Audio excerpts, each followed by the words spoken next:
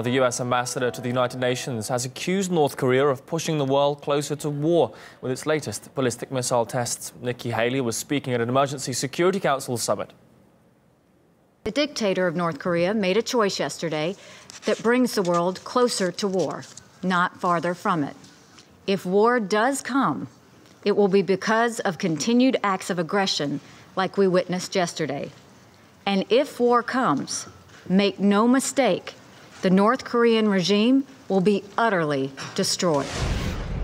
I'm joined live in the studio by Samira Khan for more on this. Thanks for staying abreast of this, Samira. Rhetoric certainly not decreasing in the Security Council there. What can we take away from this meeting?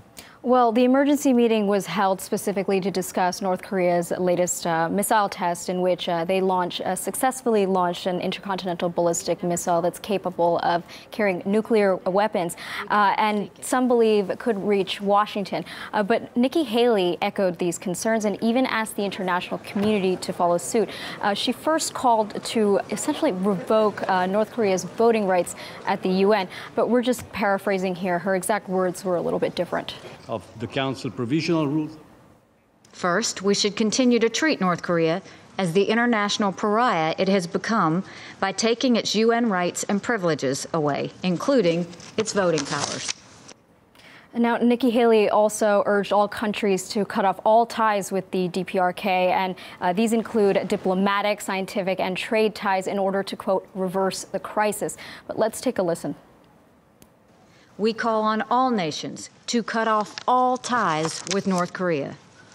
In addition to fully implementing all UN sanctions, all countries should sever diplomatic relations with North Korea and limit military, scientific, technical, or commercial cooperation.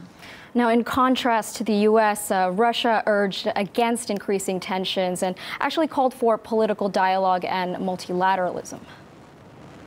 It's difficult to move towards any settlement as long as North Korea feels that its security is threatened.